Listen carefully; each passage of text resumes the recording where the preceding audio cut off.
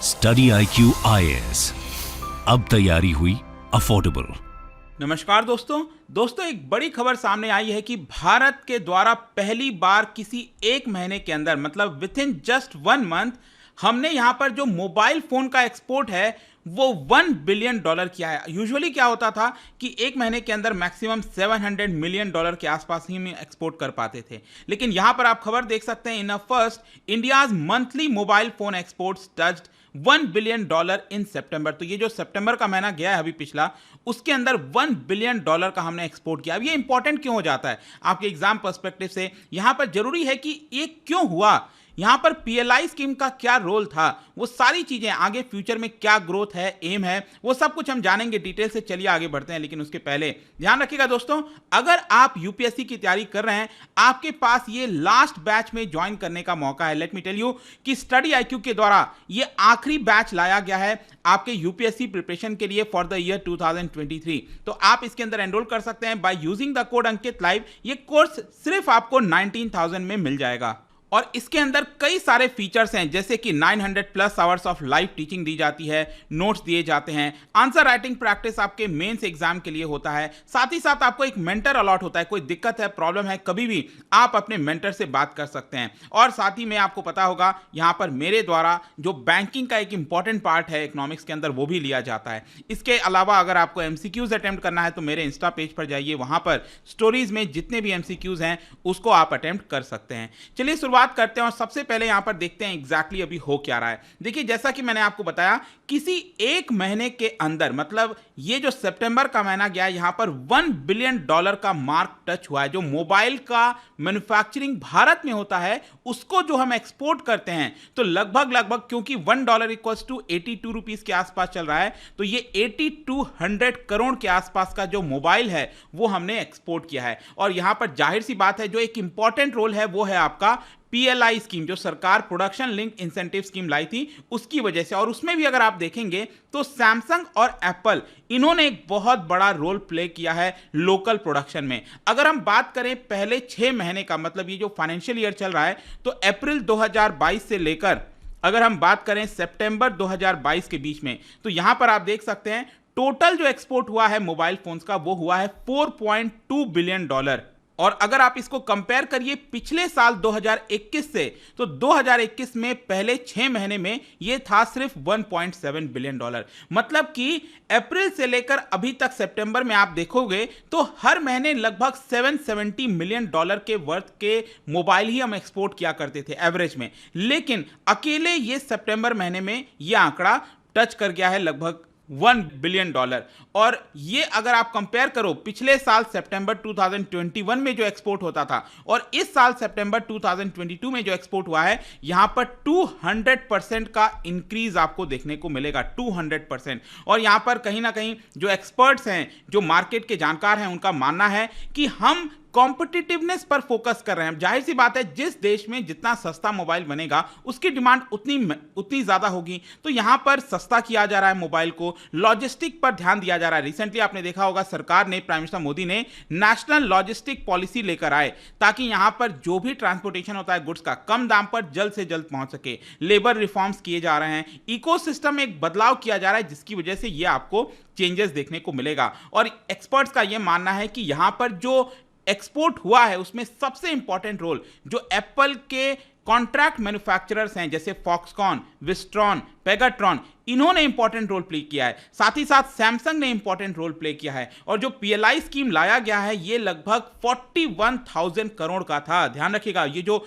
Smartphone बनाने के लिए सरकार PLI स्कीम लाई थी ये 41,000 करोड़ का था। अगर हम प्रेजेंट में ग्रोथ और आगे एम की बात करें तो आप देख सकते हो कि भारत के द्वारा जो भी एक्सपोर्ट किया जाता है मोबाइल फोन, उसमें से 75 to 80% मैन्युफैक्चरिंग जो फॉरेन की फर्म्स हैं, जो एप्पल, सैमसंग, ये जो फॉरेन वाले फर्म्स हैं, वो भारत के अंदर प्रोडक्शन करते हैं। 2016-17 में जो मोबाइल फोन है जो भारत में प्रोडक्शन किया जाता था, मतलब जितने मोबाइल फोन्स का प्रोडक्शन होता था भारत में 2016-17 में, उसमें सिर्फ 1% ही एक्सपोर्ट होता था। लेकिन आज के डेट में 2021-22 में आप देखिए, जितना भी मोबाइल की मैन्युफैक्चरिंग होती है उसमें 16% ये हम एक्सपोर्ट कर देते हैं। और आगे आने वाले समय में ये जो फाइनेंशियल ईयर चल रहा है 2022-23 का, इसमें टोटल 21% हम एक्सपोर्ट कर देंगे।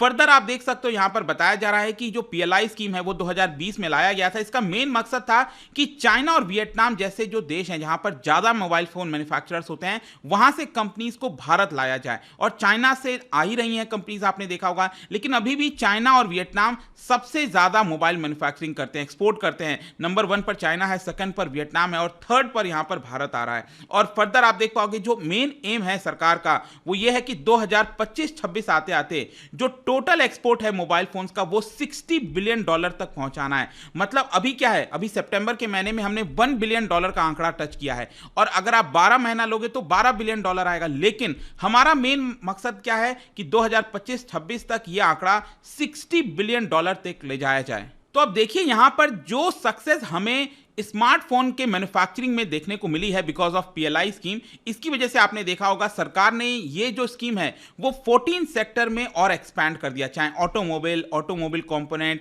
IT hardware, telecom equipment, pharmaceutical, solar वाला हो गया, वाइट गुड्स, ड्रोन्स, बहुत सारे जो सेक्टर्स हैं उसमें सरकार ने एक्सपैंड किया है। बिगेस्ट कॉन्ट्रीब्यूटर अगर आप देखोगे इलेक्ट्रॉनिक एक्सपोर्ट में, मतलब इलेक्ट्रॉनिक एक्सपोर्ट में तो बहुत सारी चीजें आ सकती हैं, मोबाइल, टीवी, बहुत सी चीजें होती हैं, उसमें सबसे बड़ा कंट्रीब्यूटर अब मोबाइल फोन बन चुका है।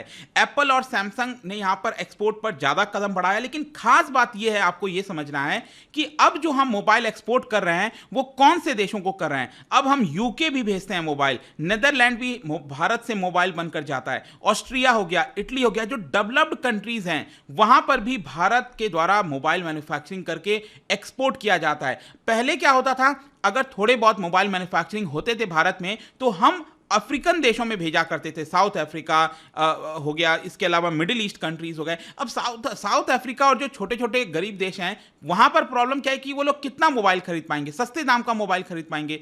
तो हम कितनी भी कोशिश कर लेते तो जो वैल्यू है वो हम ज्यादा एक्सपोर्ट नहीं कर पाते। अब क्या है, यहां पर हम महंगे फोन्स एक्सपोर्ट कर रहे हैं, आईफोन जैसे फोन को एक्सपोर्ट किया जा रहा है। इसकी वजह से ये जो नंबर है वो आपको बढ़ता हुआ देखने को मिलेगा।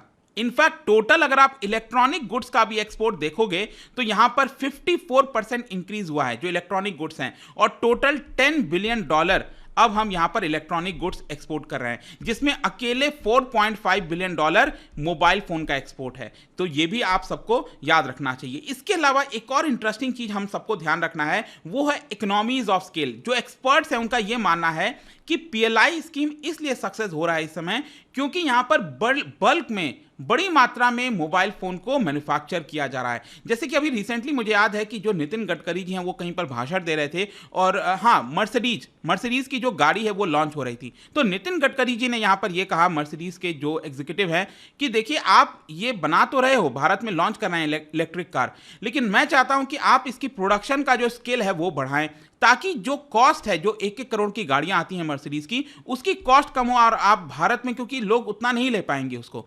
तो नितिन गडकरी जी भी इसी को कह रहे थे, दैट इज जब हम बड़े स्तर पर प्रोडक्शन करते हैं तो ऑटोमेटिकली जो कॉस्ट है उसका वो कम आ जाता है और लोगों को हम अच्छे दाम पर बेच सकते हैं। तो मोबाइल फोन के साथ भी आपको यही चीज देखने को मिलेगा। जैसे आईफोन 14 जैसे ही लॉन्च हुआ उसकी भी मैन्युफैक्चरिंग भारत में स्टार्ट हो गई, और ऑब्वियस सी बात है इसकी वजह से आगे आने वाले समय में और ज्यादा हम कंट्रीब्यूट करने वाले हैं एक्सपोर्ट के अंदर, इससे और ज्यादा स्पीड आने वाली है।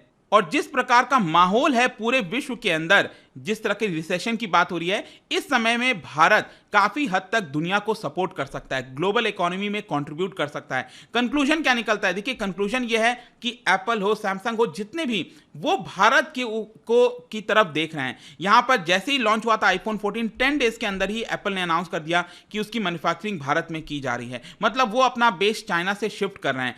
सरकार का एम है कि यहां पर जो पीएलआई स्कीम है उसके माध्यम से भारत में अकेले 10.5 लाख करोड़ की मैन्युफैक्चरिंग की जाए, जिसमें 6.5 लाख करोड़ के जो फोन्स हैं वो हम एक्सपोर्ट करेंगे और इसकी वजह से अगले 5 साल के अंदर 8 लाख से ज्यादा डायरेक्ट एंड इनडायरेक्ट नौकरियां लोगों को दी जाएंगी। तो ये पूरा वीडियो था दोस्तों, इसका महत्व क्या है, क्यों इंपॉर्टेंट था, सब कुछ मैंने आपको इसके अंदर बताया। जाने से पहले एक इंटरेस्टिंग क्वेश्चन, क्या आप बता सकते हैं, क्योंकि हम ट्रेड की बात कर रहे हैं, एक्सपोर्ट की बात कर रहे हैं, इन 4 में से कौन सा वन ऑफ द प्रॉब्लम्स है भारत के फॉरेन ट्रेड में? इसका राइट आंसर आपको पता ही है, मेरे इंस्टाग्राम पर तो मिलेगा ही, वहां पर अगर आप नहीं हो कोई बात नहीं, टेलीग्राम से भी ले सकते हैं इसका सही उत्तर। मैं कई सारे जो एमसीक्यूज हैं वो यहां पर स्टोरीज में डालता रहता हूं। बाकी अगर आपको पीडीएफ चाहिए तो टेलीग्राम पर आइए, अलग अलग सोशल मीडिया पर आप जुड़ पाओगे। और जैसा मैंने बताया, यूपीएससी का जो आखिरी बैच है इसका क्लास आज से स्टार्ट हो रहा है दोस्तों, आपके पास मौका है विदाउट मिसिंग एनी क्लास, अभी भी आप ज्वाइन कर सकते हैं। Use the code Ankit live, ताकि सिर्फ 19,000 में ये कोर्स मिल जाए। होप की वीडियो आपको पसंद आया होगा।